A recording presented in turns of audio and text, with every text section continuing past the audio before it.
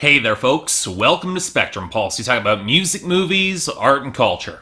And today we're going to be talking about the sophomore album from Tinashe called Nightride. So the last time I covered Tinashe, back in 2014, it didn't really go all that well. And there are a number of factors as to consider as to why. Part of it was overexposure. The competition for debuting female R&B acts in 2014 was pretty damn fierce between Jhené Aiko, FKA Twigs, Kehlani, Teyana Taylor, SZA, that's before you add in Banks, Ariana Grande, or the long-awaited but kind of tepid return from Mariah Carey. Tinashe's lane was catering to a more commercial R&B and hip-hop sound, but even then, it was a record that felt kind of spread thin, with more ideas than it could conceivably execute, more breadth than depth, not helped by some frustratingly inconsistent production. And when you combine all this with it not being one of my better reviews overall from a writing standpoint, I can definitely understand why some people kind of got mad at me for that review. But from there, Tinashe didn't seem to have the staying power or momentum that you would expect coming off of 2 On, at least in the mainstream. Sure, she was touring pretty heavily in 2015, but her self-released mixtape didn't really cross over outside of her fan base, albeit with some intriguing visuals in some of her music videos. And while I've never really been wild about her singing, I did think she did a solid job with her collaboration with Snake Hips and Chance the Rapper earlier this year with All My Friends. That song really should have been a much bigger hit. So I figured I would give Tinashe another chance. And then, pretty much without warning, she released Nightride as a digital album, the first part of a 2-part project with Joyride in 2017, similar to what reportedly Tove Lo did with Ladywood earlier this year. Now I've got some mixed opinions on this as a whole. I get the appeal of that whole double album spread over 2 years, as the digital visual project Endless did drive some anticipation for Frank Ocean's Blonde not just days later. But on the other hand, you risk flooding the market, or delivering half of a project that might not hold up as well on its own without the second piece. And since Tinashe doesn't really make succinct projects, creating a 2-part album that probably could have been trimmed down probably would have been a lot better. But regardless, I figured I'd give Nightride a chance. How was it? Well, it's better than Aquarius, but I can't exactly say it's all that impressive either. I get the feeling that a lot of Tinashe fans will end up treating this like a mixtape, or a precursor to Joyride next year. But at the same time, it's not like we've been hurting for strong R&B this year either. And between the Knoll sisters, Frank Ocean, Usher, and Anderson .Paak, Nightride didn't really surprise me all that much. It's a little bit less commercial, arguably a little bit more refined in spots, but there are some lingering issues from Aquarius that are cropping up here, and I'm not entirely convinced that Tinashe can convincingly back up what she's trying to bring forward here. Well, okay, that's not quite fair. In fact, the more I listen through this project, the more I start to see what Tinashe could bring to the table as a singer. She doesn't precisely have a huge range, but a more subdued or restrained track, she can indeed be expressive in a cooing, sensual, 90s Janet Jackson sort of vein. Hell, give her just enough reverb and multi-tracking in songs like Lucid Dreaming, Sunburn, You Don't Know Me, Spacetime, and the closing track Ghetto Boy, which is produced by Devontae Hines, is by far the most interesting and potent song here, even if it does tilt a little towards pop and alternative R&B. Either way, there is some potential there for her as a vocalist. And yet, this highlights a problem in R&B vocal production that I've touched on plenty of times, namely that for more seductive or restrained tones, so few producers have any clue what the hell they're doing. Metro Boomin is arguably the biggest culprit here with Sacrifices and Ride of Your Life, but it's not like the flattened layers courtesy of Elangelo, Boy Wonder, and Vinyls works all that well on Party Favors either. They're emphasizing a harshness and a flatness that doesn't suit Tinashe's delivery, and when she tries for more of that cadence and melody, she either sounds really sharp or sounds painfully unsupported. And that's not counting points like C'est La Vie, where she picked up a very similar melodic cadence to what Beyonce used on Sorry. Say nothing of the very strong FKA Twigs vibe I was getting from Spacetime. Now granted,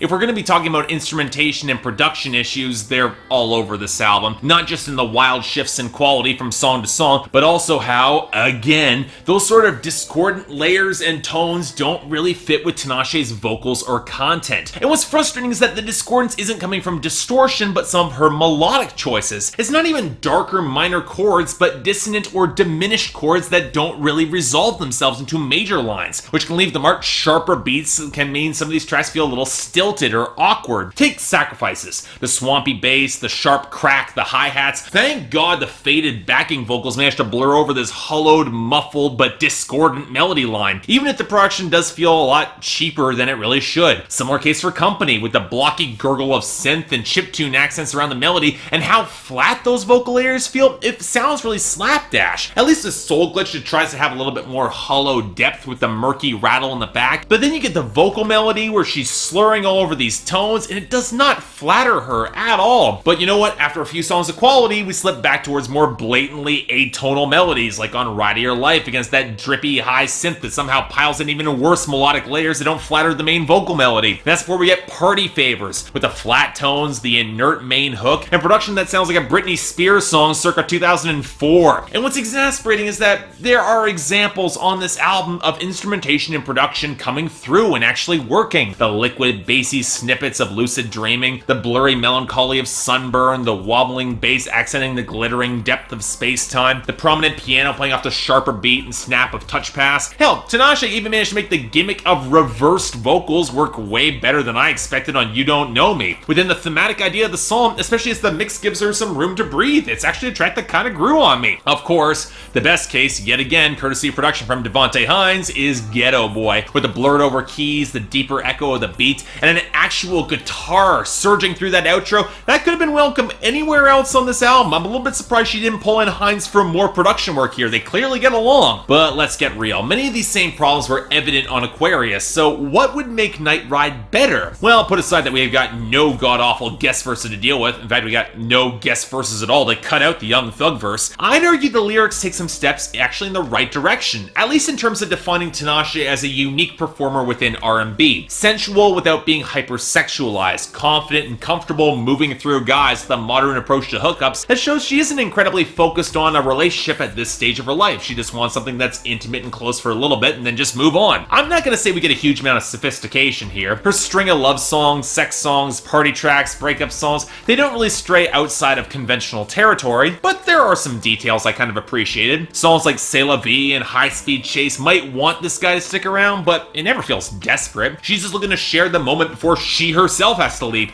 acknowledging how this thing, it's only fleeting. Company flips the friends with benefits situation in favor of her, and there's an element of frankness that makes me wish I liked the rest of the song a lot more. Hell, when she finds almost a spark on Sacrifices, she's almost surprised. And sure, lyrically we're not getting mind-blowing material from Spacetime or Touch Pass or the romance of Ghetto Boy, and that can feel a tad simplistic, but you know what? They work in their respective lanes for what you would expect out of R&B. On the flip side, there also aren't that many examples of the lyrics outright sucking either. Yeah, the whole Party Favors metaphor in the track of the same name is pretty forced, even as a double entendre, and the writing on Soul Glitch feels kind of clunky to me, and Sunburn, okay, I actually did look this up. You actually can get sunburns on your eyes, but still, it feels a little bit forced there. It didn't really come together, which is saying something, because lyrical flow is one subtle strength that this album does have. It does actually flow down pretty easily. It actually feels a little bit shorter than its 51-minute run length. But as a whole, you know what, this is decent. I'm not sure how much, if ever, I'm ever going to return to this, and it's hard not to think that Tinashe sits midway between Beyonce and FKA Twigs, never quite reaching either of them. But you know what, this is an improvement on this album, and Tinashe definitely shows signs of growing into a sound and style that can flatter her voice and lead to some decent songs. For me, light 6 out of 10, recommendation, especially if you're a fan of her style of R&B. Otherwise, definitely not the best R&B you've heard this year, but I've also heard worse, so yeah, it's worth a listen. Check it out. So yeah, thanks a lot for watching. If you'd like to like and subscribe, I'd be more than grateful. Got the poll up here, so I'm actually curious how Tinashe fans are feeling about this album. Do you think this is the real follow-up second album, sophomore album that you've wanted, or are you waiting for Joyride to hear a lot more of that presumably more poppy, brighter sound? Until then, anything else I might be able to do to improve my presentation, or any other albums coming out that you want me to take a look at, I will try to give them a listen. Till then, I'm Mark, you're watching Spectrum Pulse, and I'll see you next time.